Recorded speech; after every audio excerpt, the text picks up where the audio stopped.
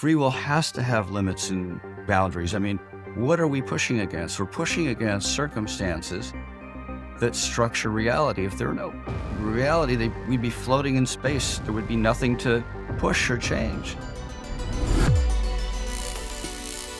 All right, welcome to the New Age Human Podcast. I'm your host, John Estacio, and today we're talking with David Lawrence, who's the author of Are We Really Biochemical Robots? Right? Are we spiritual beings? Are we just flesh that's programmed?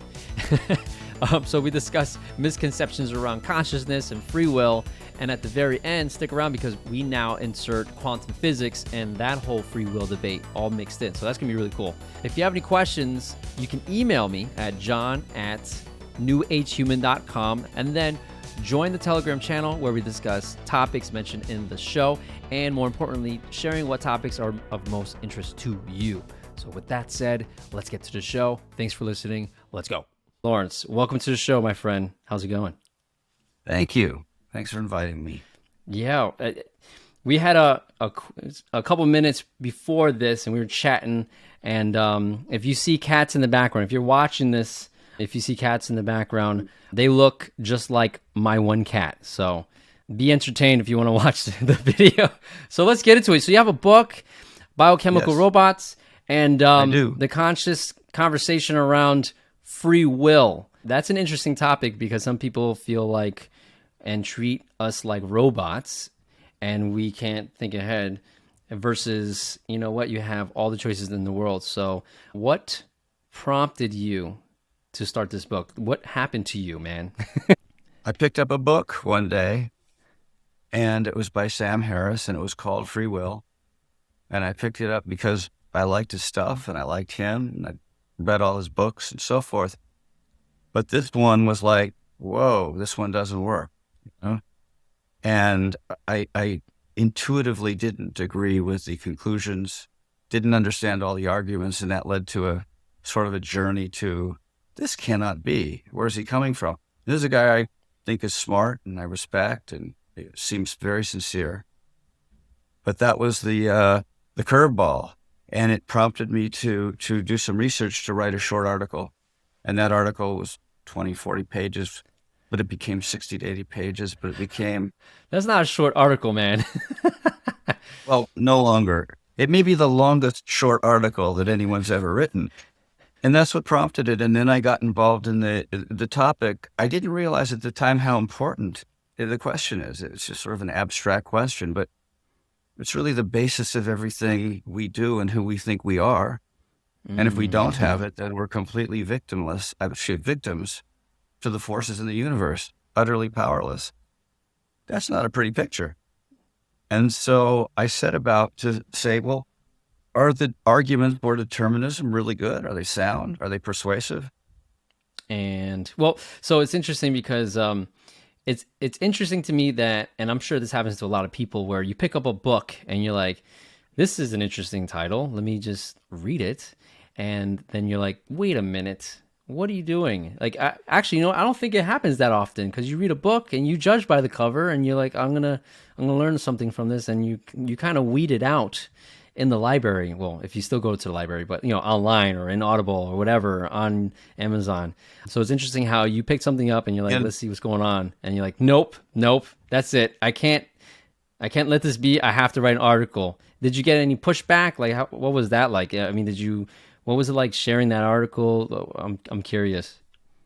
It never came out. It morphed into a book. Oh, I mean, it was a cascade, right, great journey right there. Okay. And with a lot of research to get there, with a lot of surprises and a lot of twists along the way.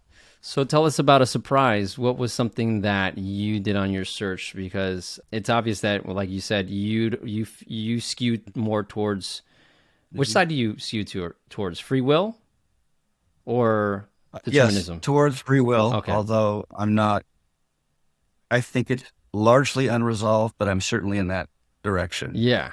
Okay. So in trying to analyze and argue free will, what was something surprising? Because for me, I've always been like, you know what, free will all day. And randomly I would run into some people that are like, no, your future is determined and you're just living that life. So, I mean, what surprised So you? I'm you know what you curious. say to them? Here's what you say to them. I got an idea, suggestion.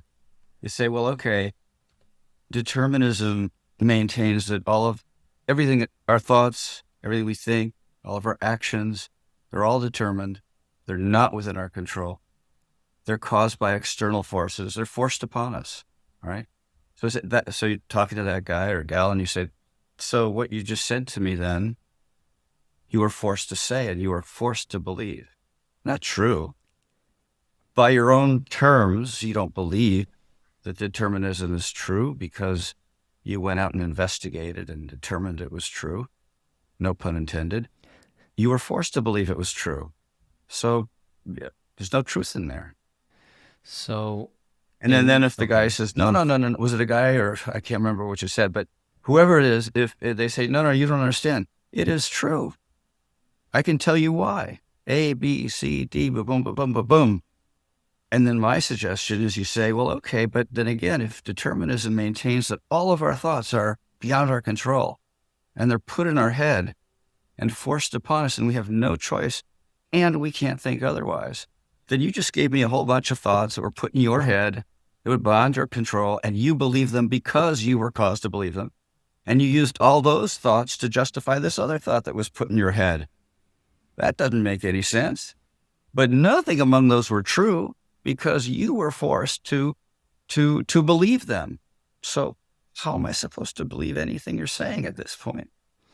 Well, it when someone, in my opinion, when someone argues that there's no free will, then I immediately am thinking, well, then I see you as someone that allows themselves to be easily influenced. You don't question things. And so therefore you go on with your day thinking that everything is laid out for you and you don't have that rebel personality. And that's probably why I rarely run into somebody that thinks that way. Do you like, for example, like where do you find somebody that believes in, well, that does not believe in free will? Like how do you see that life playing out?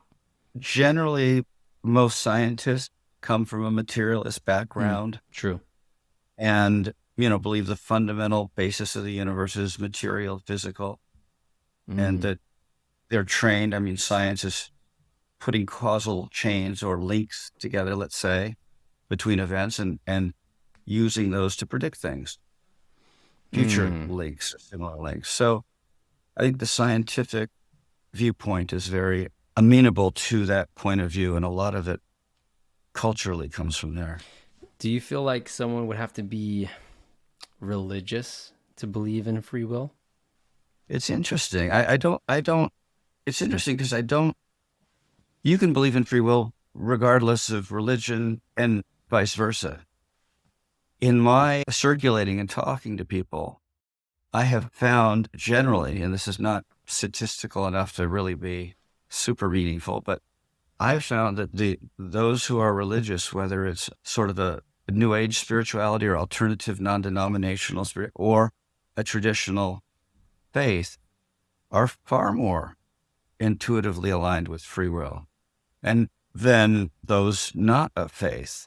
And in a sense, that makes sense because you have science, causation, lack of free will, and religion, spirituality, consciousness, purpose, and so forth. Mm. And I went into it with a misapprehension about that. I thought it would be the reverse. Or let's say I thought that it would be the reverse for whatever reasons, having to do with if there's an almighty power, then you're subject to that almighty power.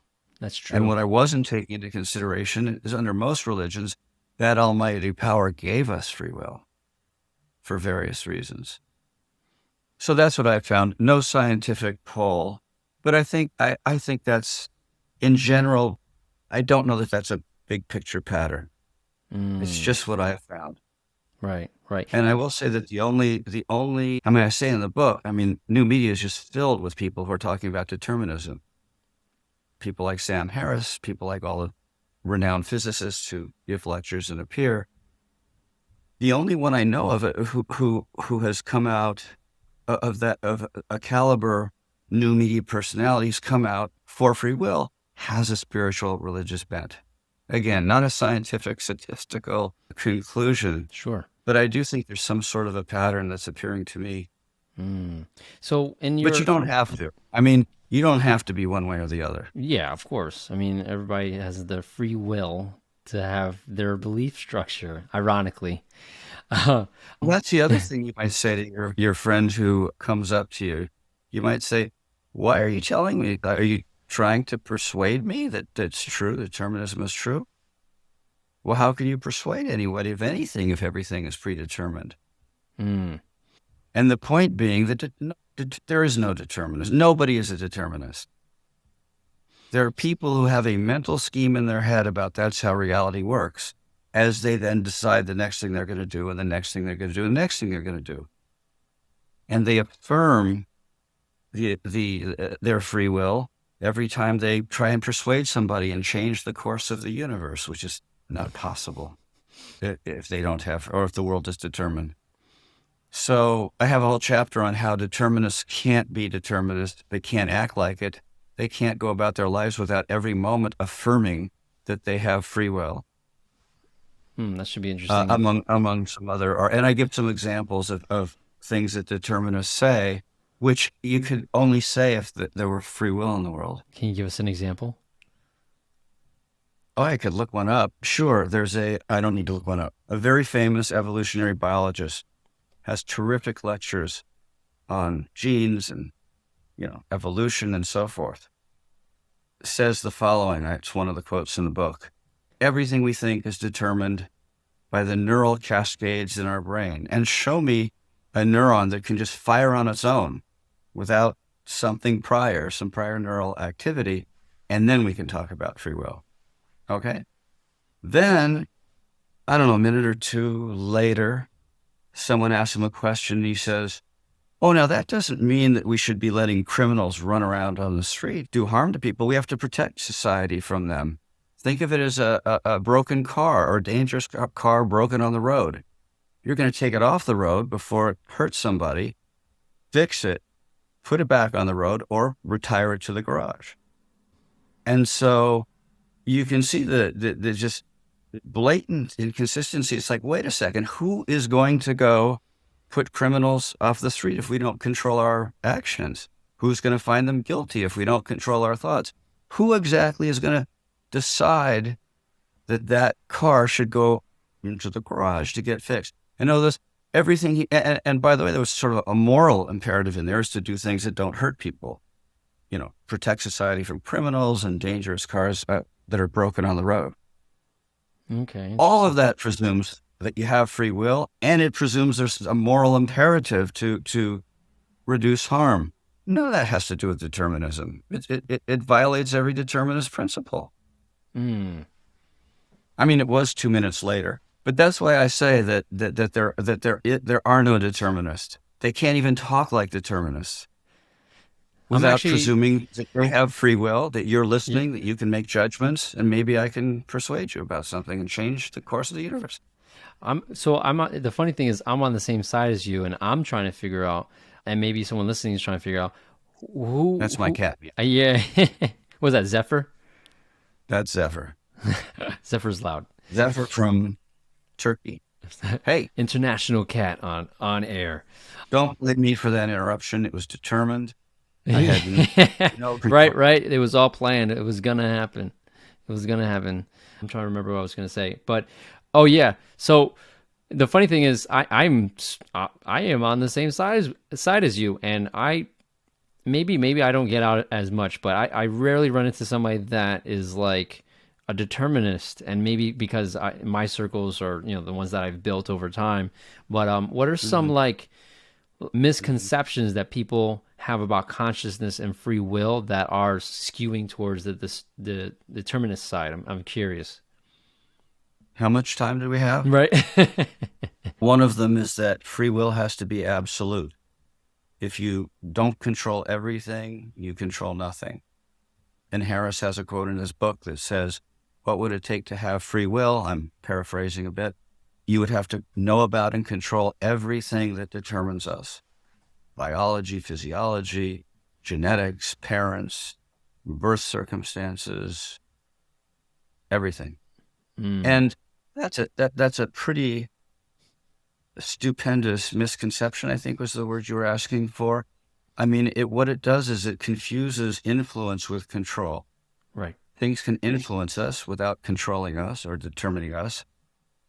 Our body can be a biological platform for the operation of consciousness. Mm-hmm. If it isn't, you're presuming what you're trying to prove, which is that we're determined. But there's no logical reason why genetics, your body, where you were born, aren't conditions or circumstances in which your free will operates. And the misconception is that free will has to be absolute. And it's just the opposite. Free will has to have limits and boundaries. I mean, what are we pushing against? We're pushing against circumstances that structure reality. If there were no reality, we'd be floating in space. There would be nothing to push or change. So there's this very odd misconception that everything that influences us controls us, and no distinction is made. We have to control Mm. everything or control nothing. Really? So I didn't choose my parents, but I can't talk back to them. I can't become an obstreperous child while my brother is the good boy, who always gets the goodies. I mean, it's just, so that's one. That's one. Yeah, that's one. You want another? Sure. You want Is there? another 50? Yeah, we could let's do one more, and then I got a question that keeps popping up in my head. And I want to give it. It's determined to ask you. So Sure. go ahead. Go on the second misconception. I'm curious. Well, another biggie is that science has confirmed that the world is determined. There's a physicist who did a video. She's really terrific and does a lot of great videos. But on the one on free will, she says, and I think I quoted this one too, it was a good one. If you deny that the world is determined, you are going against science. You are going against science. Wow. So the question is resolved, right? Science is determined. I did a fair amount of research on that because that's not just her claim. And Harris makes similar claims about tests that's alleged to prove this. But the reality is, at the end of the day, that quantum science consists of a number of different and conflicting theories. There is no one theory, and that's why it's the meaning and what it says about reality is constantly debated and obscure. But at the end of the day, of the top half dozen theories, 3 of them are causal, endorsing a deterministic universe where free will isn't possible, and another 2 or 3 are probabilistic, which allows the possibility for free will. So it's completely split. And it's not like there's any a controversy that the top 4, 5, 6 positions, you can cut them out and they're half and half or roughly, depending on which one you think goes into that top group. Science has not made any determination. Again, no pun intended, but it's tough not to avoid that word in this conversations Right.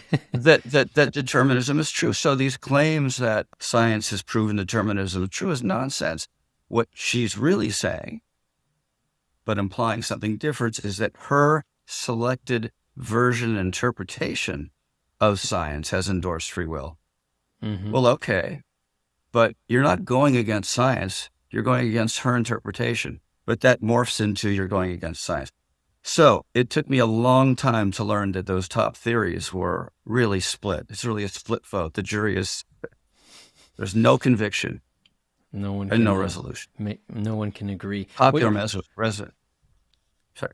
What I was gonna say is when she made that statement, it It's was a funny a thing kind of bouncing into the frame, no? yeah, yeah. If you're watching, there's like a tail just whipping around. It's funny. So yeah, if there's any cat lovers, watch the video on YouTube. Like you're gonna enjoy Well, this. where's yours? I think I'm showing mine. Where's yours? Yeah, right. My cat, she is passed out on the bed in the other room, and if there's just me here, you would hear scratching on the wall and like meowing.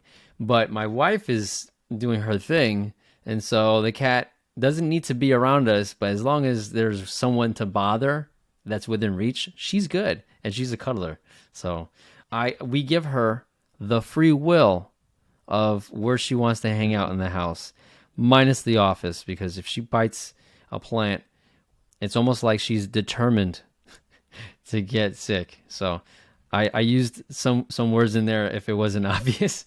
But it's interesting going back to what that doctor said, that if you don't believe in determinism, you go against science. And I'm like, science is not about finding, it's finding answers and constantly testing. It's ever evolving. Once you get into that mindset of Yep. there being a Mhm. limitation, like, hey, we Mhm. figured Mhm. everything out, Mhm. that's your downfall, because that's it. You've limited yourself. And if there's anything that goes on forever, that's unchanging, is like everything changes, nothing stays the same.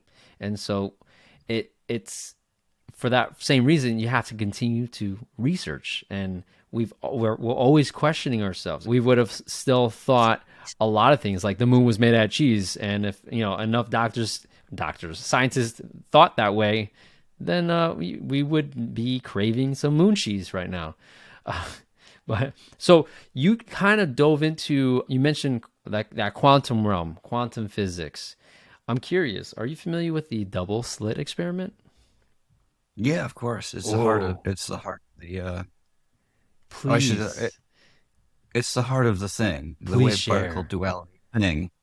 Please share How's that for being what is it? articulate? It's What part is of the, the please thing. share what the double slit Oh, what experiment is it? is.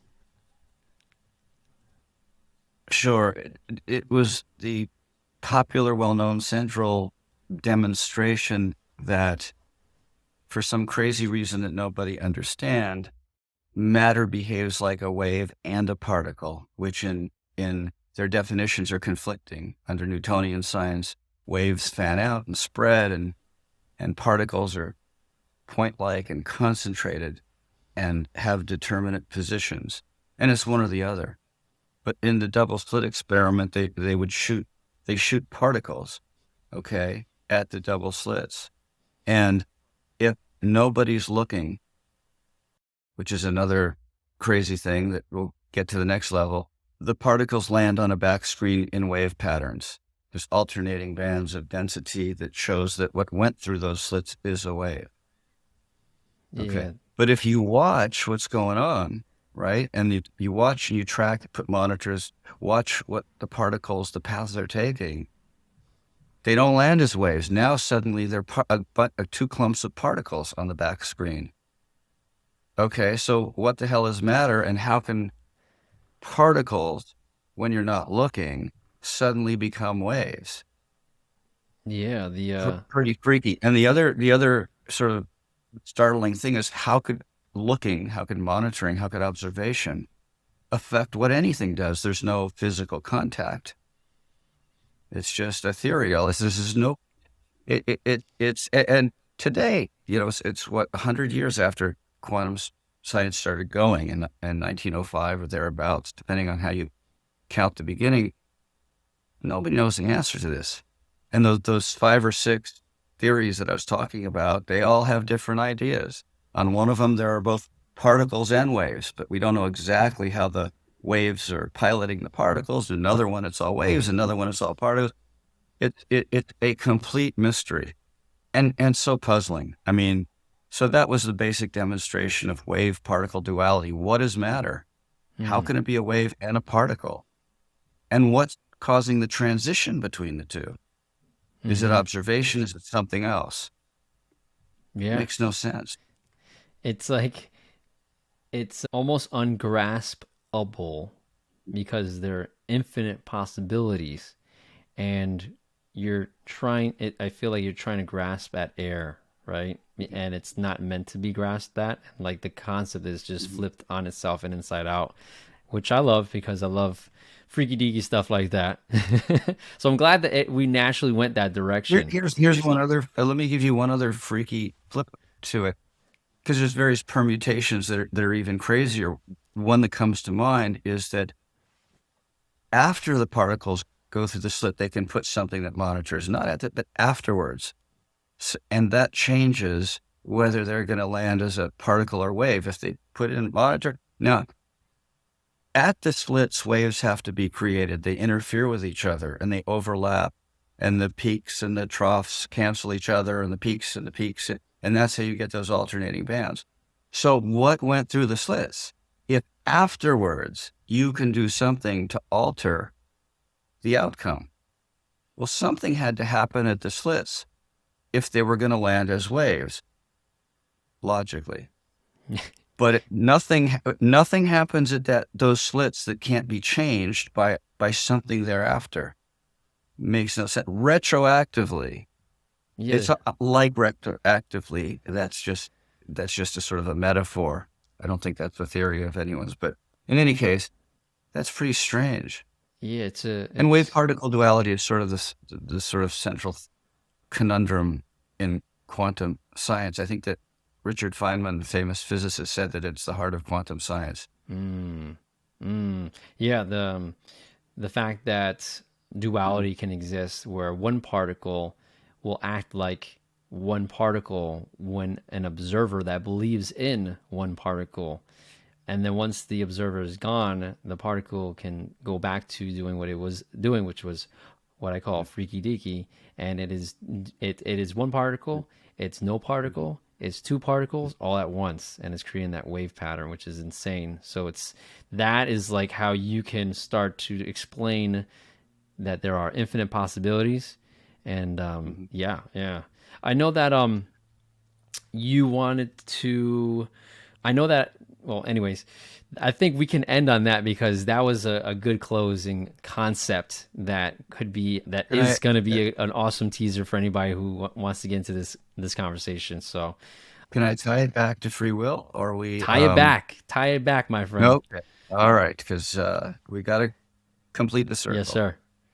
The relevance to the free will debate, and especially entanglement, that's another quantum phenomena that everybody has sort of heard about. The idea that you do something here and 18,000 universes away, galaxies away, it doesn't matter, something happens over there. And it introduced the concept of non-physical, non-local influence. Nobody knows what it is, how it works.